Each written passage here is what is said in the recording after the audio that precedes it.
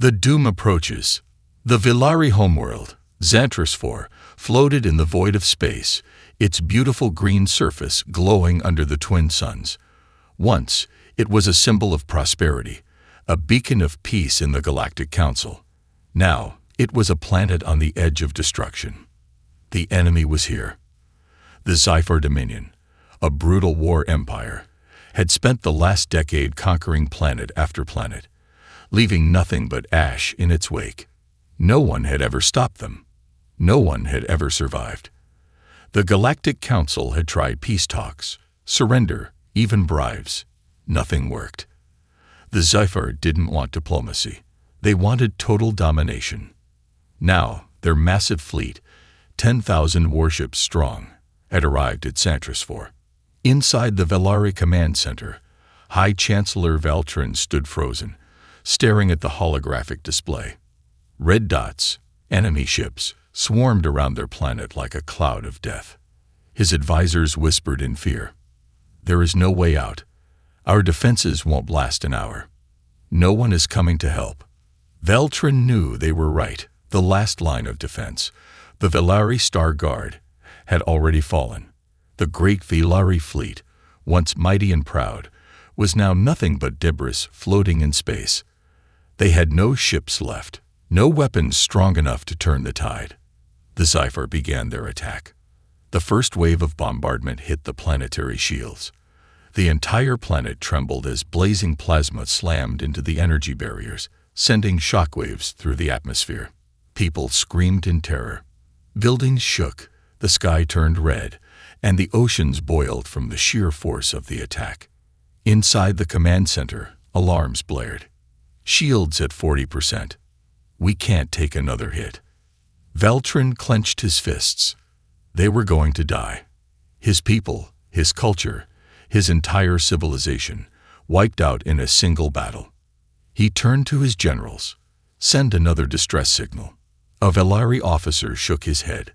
"Sir, we've sent over 100 distress calls. No one is answering." That was the brutal truth. The Galactic Council had abandoned them. The Xi-Fi were too powerful, and no one wanted to get involved in a war they couldn't win. No reinforcements, no allies. Veltrin took a deep breath. "Send one last call, even if no one listens." The officer hesitated, then pressed the final distress beacon. A desperate message, a cry for help, shot into deep space. Then silence. Seconds passed, then minutes. The Xi-Fi fleet charged its main cannons. The next attack would shatter the shields completely. And then the Xi-Fi would send their troops down. They would kill anyone who resisted, enslave the rest, and burn what remained. Veltrin's hands trembled. He had to face the truth. It was over. The Villari had lost. Then something changed. A new signal appeared on the radar. Not a Xi-Fi ship. Something else. The communications officer gasped. "Sir, we're receiving a response." Veltrin's eyes widened. Impossible. No one had answered their distress signals for days. Who could this be? "Put it through," he ordered. The screen flickered. A deep, steady voice came through the speakers. "Hold the line. We are coming."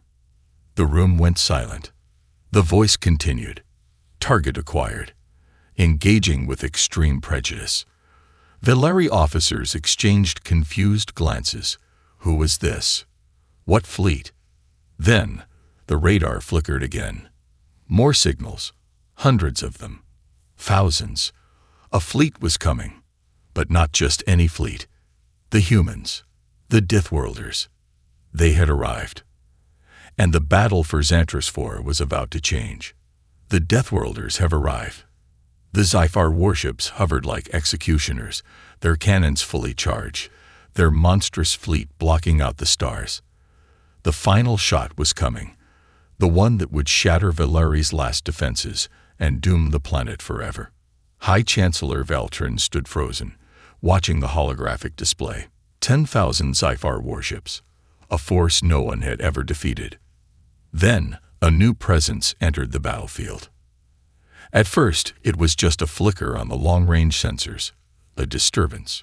Then something ripped through the darkness of space. They came without warning. Massive metal behemoths, painted black like the void itself, tore into the system at impossible speeds. Their hulls reflected no light, making them almost invisible against the cold abyss of space. Human warships. Not thousands, not even hundreds, just 10 warships, against an unstoppable HFY Armada. The Zephyr Supreme Commander, Lord Karza, sneered at the readings. 10 ships, against my fleet. His officers laughed. A pathetic last stand. But then, the first shot was fired, and everything changed. The first kill. A single human warship accelerated at a speed that should have been impossible. The Zephyr flagship, a colossus the size of a city, locked onto the incoming vessel and fired plasma cannons capable of melting moons. The human ship didn't dodge. It sliced through the attack, weapons still silent. Then, when it was only a few thousand meters away, it fired once. One kinetic slug, a chunk of metal moving so fast it could rip through planets, launched from the human vessel. The Zephyr officers had never seen anything like it. The flagship didn't explode. It simply ceased to exist. A gaping hole, half a mile wide, was punched clean through its hull. In seconds, its reactor overloaded, and a moment later, the entire ship was gone. Zephyr warlords stared in horror. One shot, one kill. The battle begins. The human fleet spoke no words, no hails, no warnings. They only attacked. Their warships moved like ghosts, their weapons silent but absolute. A second human ship descended from above, launching kinetic missiles that bypassed Zephyr shields as if they weren't even there. 2 more Zephyr battleships vanished in fire. The Zephyr panicked. This isn't possible. Their ships are too small. Their numbers are too few. But the humans did not fight like the Galactic Council. They did not send swarms of ships. They sent surgical death. They did not defend. They erased the enemy before the enemy could even react. Zephyr officers screamed orders. Retaliate. Overwhelmed them. The Zephyr fleet turned its full firepower toward the humans. Thousands of plasma blasts, energy lances, and fusion missiles, enough firepower to vaporize a planet.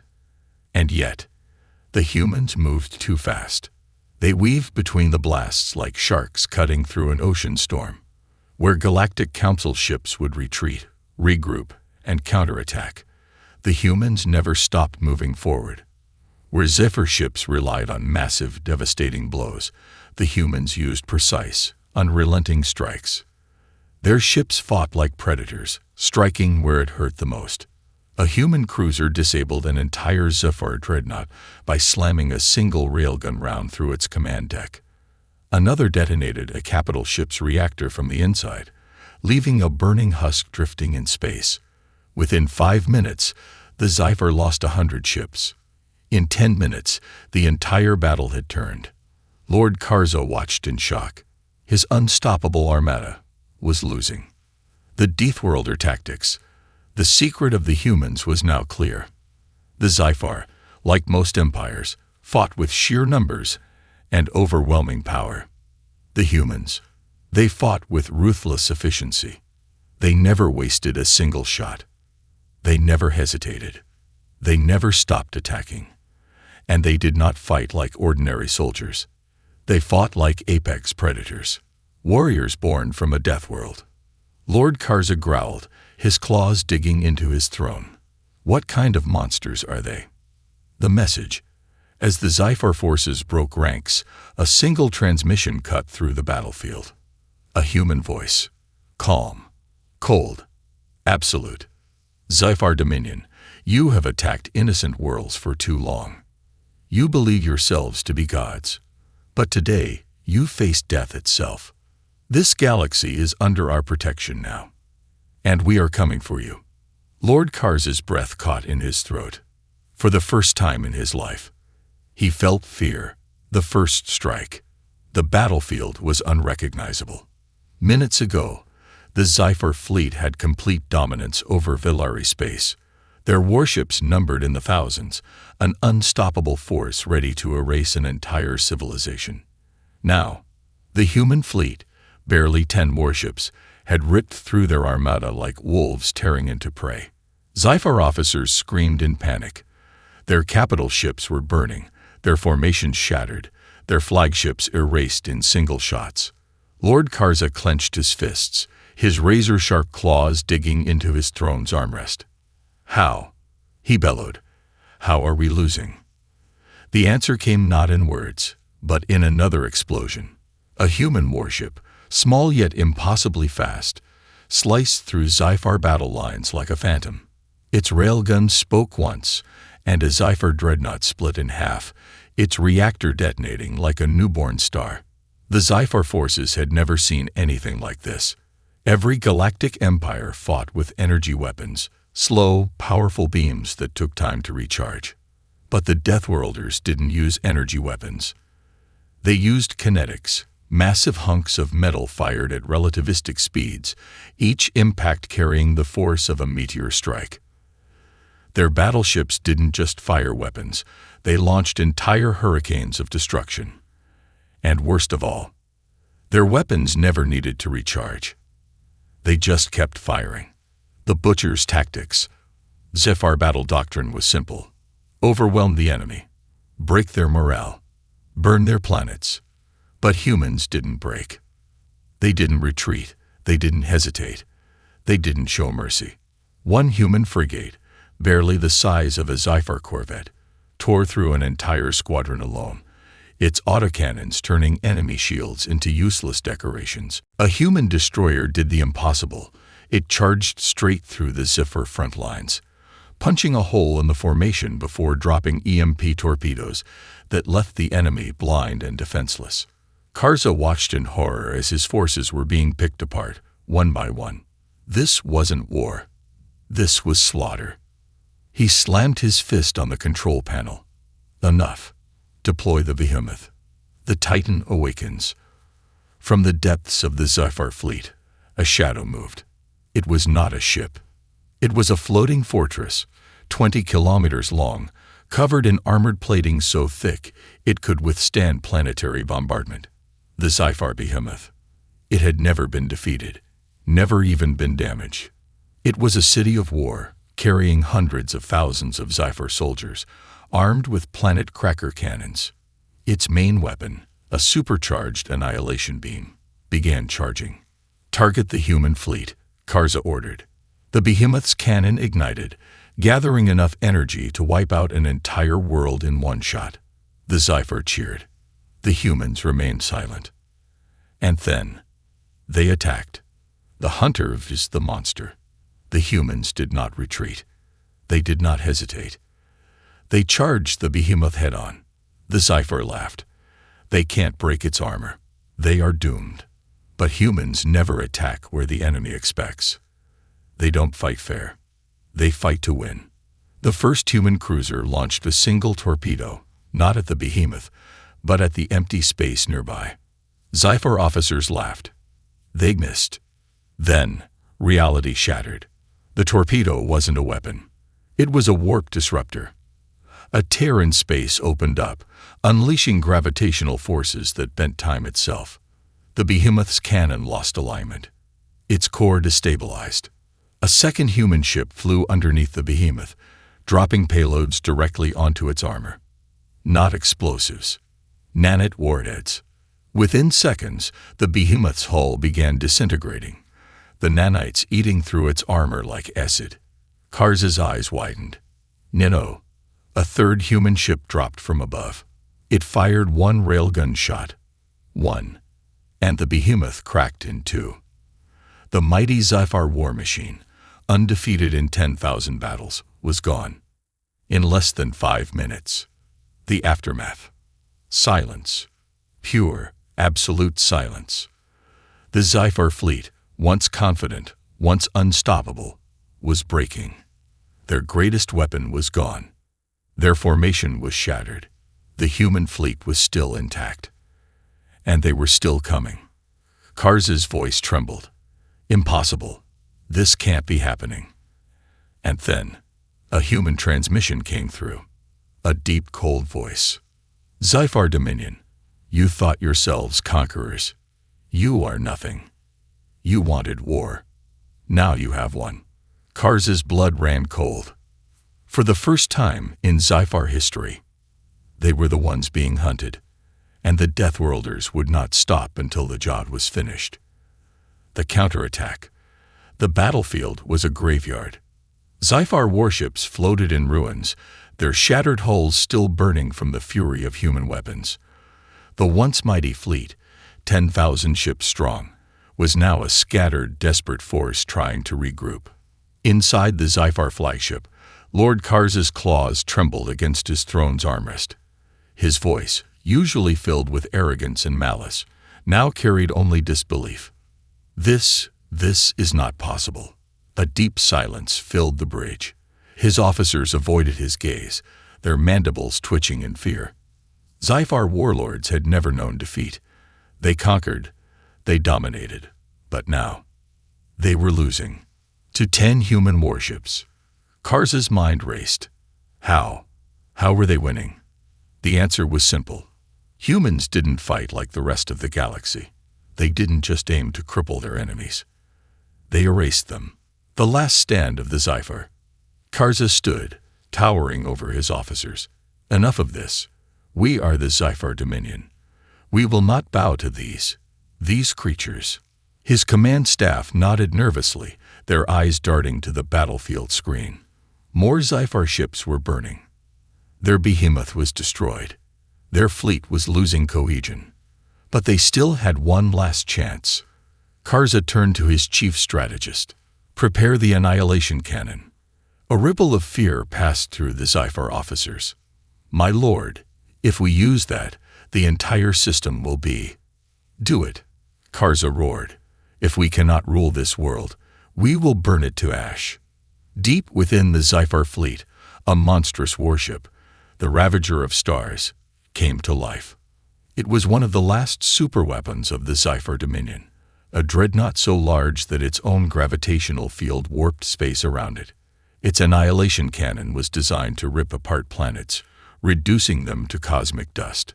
It had only been used once before, on a world so thoroughly erased that not even star charts remembered its name. Karza's lips curled into a dark smile. Let the humans witness true destruction. The battle changes again. Vilari scientists monitoring the battlefield gasped in horror. They're charging something massive. It's a planet killer. If they fire that at us. Valtrin's voice trembled. There was no time to evacuate. No time to escape. The Sci-Fi had lost the battle, but they were going to take the entire planet with them. Then, a single transmission cut through the chaos. A human voice. Calm. Cold. Absolute. We see it. We're already on it. Vilari officers exchanged stunned glances. How could the humans remain so calm? Did they not realize? This was a doomsday weapon. And then, the human fleet moved. A desperate charge. The Sci-Fi fleet formed a defensive line, guarding the Ravager of Stars as it charged its apocalyptic weapon. But the humans, they didn't hesitate. They didn't stop to regroup. They charged. All 10 human warships broke formation and dove straight into the Sci-Fi defenses. Sci-Fi officers howled in disbelief. They're insane. And yet, the first human cruiser ripped through the enemy lines, blasting Sci-Fi warships to pieces before they could react. The second ship sacrificed its shields, pushing forward through plasma fire. And still, it kept shooting. One by one, human warships punched through the Sci-Fi blockade, faster, deadlier, more precise than any force the galaxy had ever seen. The Ravager of Stars was nearly done charging.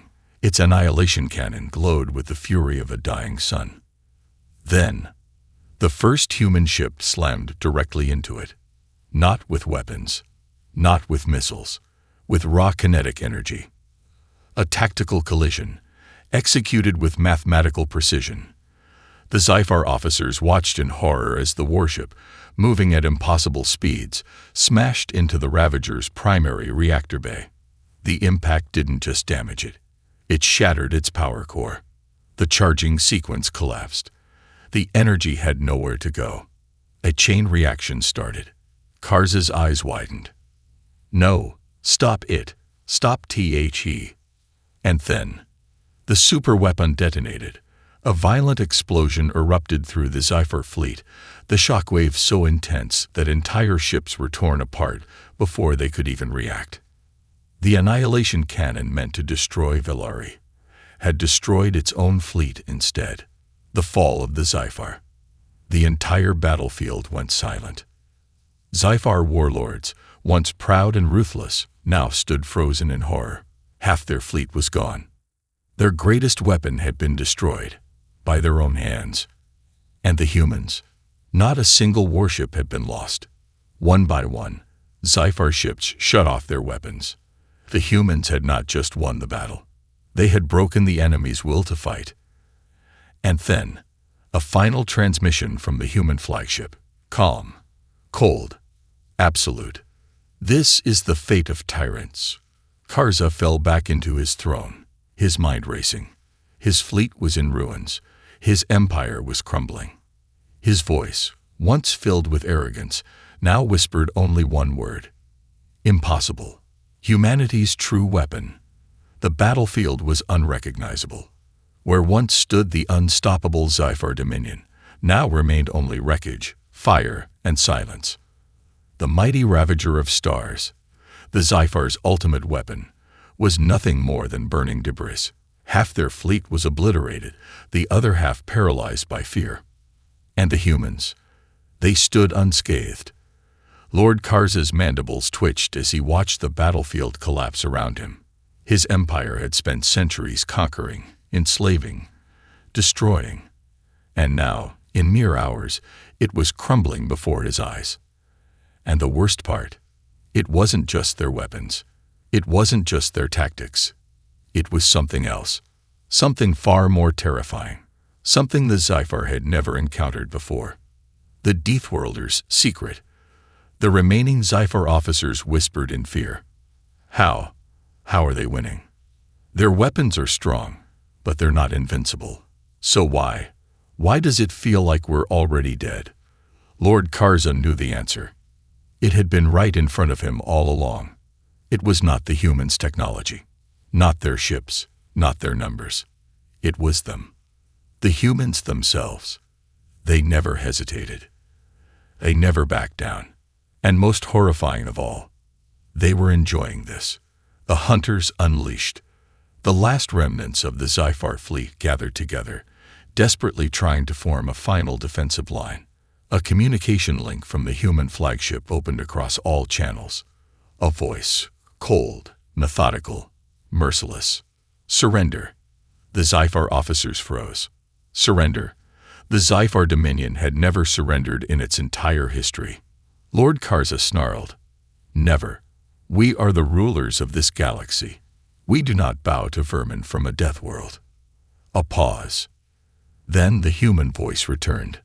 You mistake our kindness for weakness. We are not giving you a choice. You think war is your strength. War is our nature. The human fleet moved, not as soldiers, but as hunters, not attacking in reckless waves, but stalking their prey, waiting for the perfect moment to strike with lethal precision. A single human warship rushed into the Zyphar defensive formation at an impossible angle, flying so close to enemy hulls that Zyphar gunners couldn't fire without hitting their own ships. And then, the slaughter began. The humans didn't fight like an organized military force. They fought like predators. Zyphar officers screamed as human marines breached their ships, moving too fast, hitting too hard, killing without hesitation. Where Zyphar warriors needed orders, needed leaders, needed strategy. The humans were chaos itself. Each soldier fought with deadly independence, adapting to the battle like they were born for it. Because they were. Humanity had not evolved for peace. They had evolved for war. And for the first time, The Zyphar were prey. The fall of an empire. One by one, Zyphar warships exploded, crumbled, or fell silent. The last remaining dreadnought tried to escape, only for a human ship to appear behind it, fire one railgun shot, and punch a hole straight through its core. Ships fled in all directions, but the humans didn't chase. They didn't have to. Because the Zyphar Dominion was already dead. Lord Karza fell back into his throne, his mind spiraling into disbelief. His empire was finished. Not just defeated, erased. And in that moment, as the human fleet stood victorious, as the Zyphar crumbled into legend, Karza finally understood. The true weapon of humanity was fear. The message to the galaxy. The Galactic Council had been watching.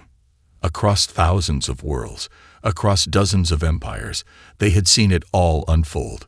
They had once mocked the humans, called them primitive, weak, insignificant. Now, they knew the truth. The message was clear. The age of the Zyphar was over, and the age of humanity had begun. The final blow. The Zyphar Dominion was over. Their warships lay in ruins, their empire in tatters, their soldiers in fear. The once unstoppable conquerors of the galaxy were now nothing more than broken remnants, drifting through space like scattered bones of a dead beast. And yet, one figure remained.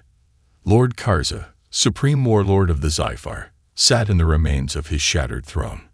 His claws twitched, his mind a swirling storm of rage, disbelief, and the one thing he had never felt before: dread.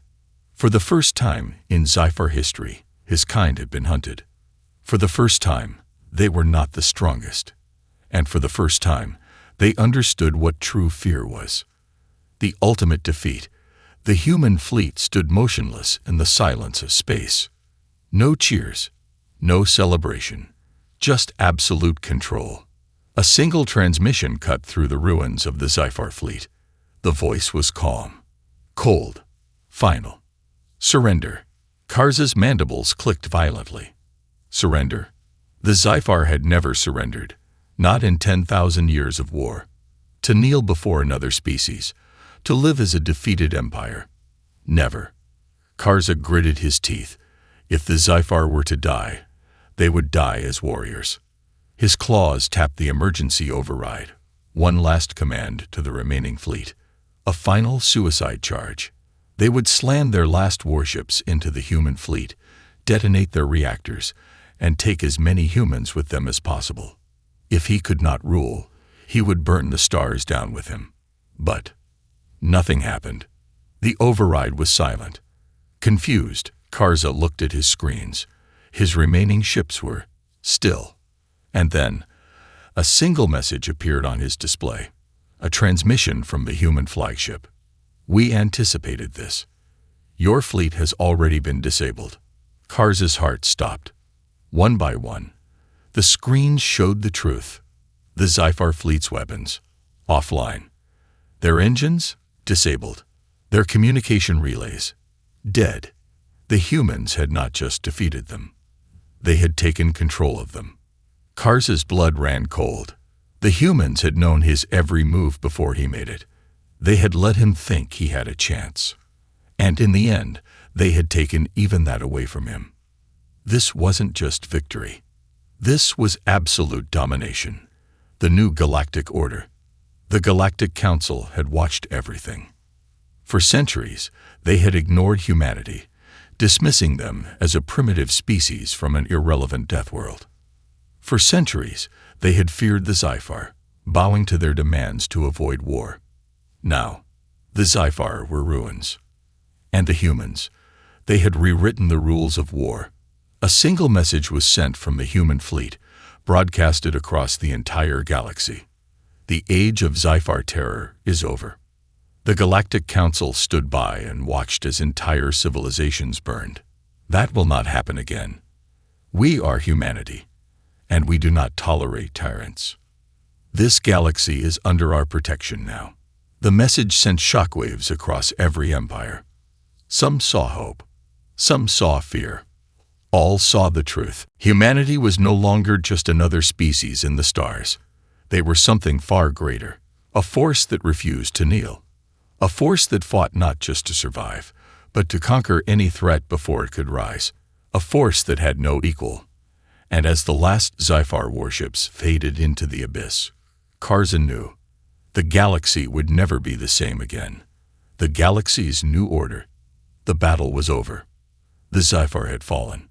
Their once unstoppable empire, built on 10,000 years of conquest, had been crushed in a single day.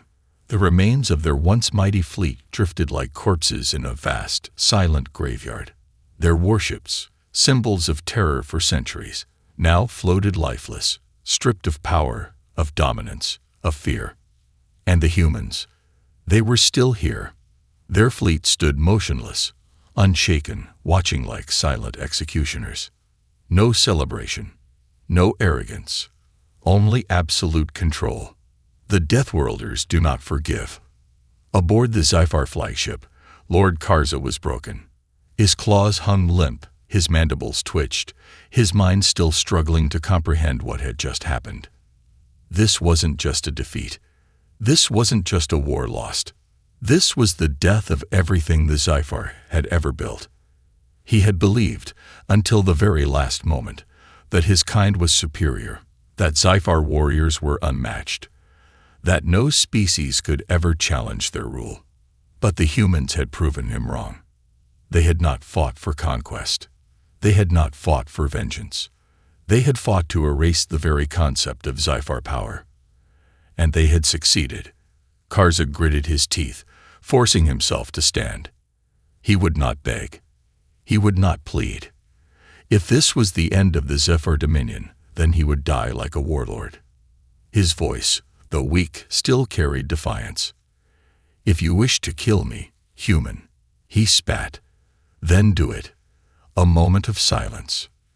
Then, a single transmission from the human flagship. Calm. Cold. Absolute. "No." Karza's breath caught in his throat. "No. We are not your kind. We do not need to kill you. You will live." The transmission paused, then continued. "So that you may witness the galaxy without your rule." Karza's eyes widened. This was worse than death. They were not executing him. They were condemning him to irrelevance, to a world where the Zephyr were no longer feared, to a world where his people were nothing. Karza sank back into his throne, hollow and silent. His empire was dead, and the humans had made sure he would live to see it. A new galactic power. The Galactic Council had washed it all. Every empire, every species, every ruler who had once dismissed the humans as insignificant, they had all seen the truth. Humanity was not just another power in the galaxy. They were something else entirely. A force that did not seek conquest, but would never be conquered. A force that did not ask for respect, but demanded it through sheer, unstoppable dominance. And so, for the first time in galactic history, the Council did not debate. They did not hesitate. They accepted humanity's rule, not through submission, not through treaties, but because they understood one undeniable fact. Humanity was inevitable. The warning to the stars. The last transmission from the human fleet was sent across every known world. A message that would be remembered for millennia. We did not come to rule. We came to end the reign of tyrants. The Sci-Fi thought they were gods. They were mistaken. To those who seek war, take this as your first and final warning. We do not conquer. We erase threats before they can grow. The message ended. The human fleet turned away, their ships vanishing into the void, their war machines disappearing like shadows returning to the abyss. And yet, though they were gone, the galaxy would never forget what had happened. For in that moment, a new law had been written. A law that no empire would ever dare to break. Do not make an enemy of the Deathworlders, for they will not just win. They will make sure you are never remembered again. Epilogue. The legend begins. Years later, in the darkest corners of the galaxy, a legend would spread. Stories of a species that had defied an empire, that had rewritten the very meaning of war. Some feared them. Some worshipped them. But all knew one truth. Humanity had arrived. And the galaxy would never be the same again. The debriefing that changed everything. The war room aboard Theta 7 was silent. Admiral Sovak stood at the center of a circular table, surrounded by holographic projections of the battle. David sat opposite him, arms crossed, trying not to look as exhausted as he felt. Veshtal, still bitter about being outclassed by a human, scowled at the reports. The infiltrators erased all their data before self-destructing. We have no way of tracking their origins. David tapped his fingers against the table. They weren't here to destroy us. They were running from something. Sovak's crimson eyes narrowed slightly. Explain. David leaned forward, pointing at the projection of the enemy fleet. They had stealth tech beyond anything we've seen. Advanced weapons, and yet they didn't wipe us out when they had the chance. Why? Veshtal scoffed. Because we fought back. David shook his head. No, they weren't trying to kill us. They were trying to get our attention. The room fell silent. Sovak studied David for a long moment. Then he turned toward one of his advisors. Run a long-range scan beyond Federation space, if this human is right. The advisor hesitated. Admiral, if we extend our scanners beyond restricted borders, we risk breaking interstellar treaties. Do it. Sovak's voice was firm. The advisor nodded and left the room. David leaned back. So, what now? You guys still gonna treat humans like janitors, or can I at least get a cool badge? Veshtal shot him a death glare, but Sovak actually chuckled. You have proven your worth, Lieutenant Carter. He stepped forward. But you have also placed yourself in the center of something far greater than you understand. David sighed.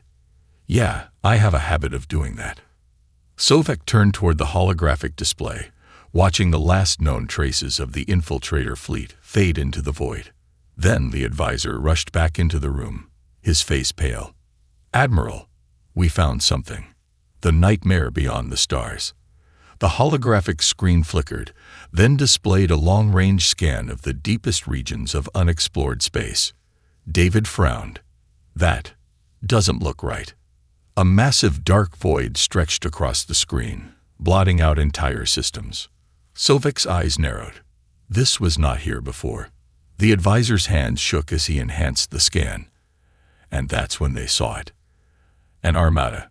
Hundreds, no, thousands, of massive unknown ships, moving toward the Federation at terrifying speed. They weren't broadcasting any known frequencies. They weren't responding to any hails. They were just coming. Veshtal's voice was barely a whisper, by the void.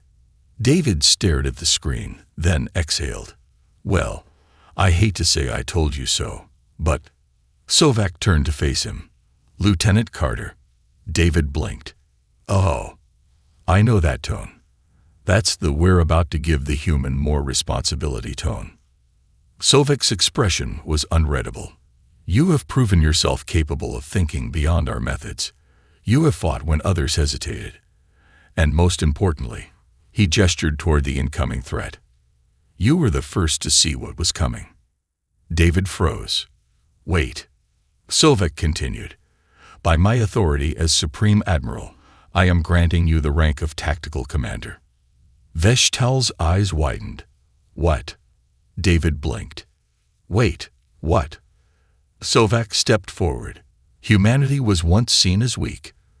But if we are to survive what is coming, we can no longer afford to ignore your kind. He extended a command insignia. Will you stand with us, David Carter? David stared at the insignia. For a moment, he was just a mechanic again, just a guy who wanted to fix engines, not decide the fate of an entire galactic war. Then he thought about the infiltrator's last words. They are coming. He reached forward and took the insignia. Well, guess I just got promoted. Sovak nodded. "Welcome to the real war, Commander Carter." David grinned. "Let's show these guys why humans don't go down easy." Final scene. The legend begins. The stars stretched out before them. The greatest war in galactic history was about to begin. And at the center of it all was one human, one engineer, one soldier who never should have mattered. But now he was a legend in the making.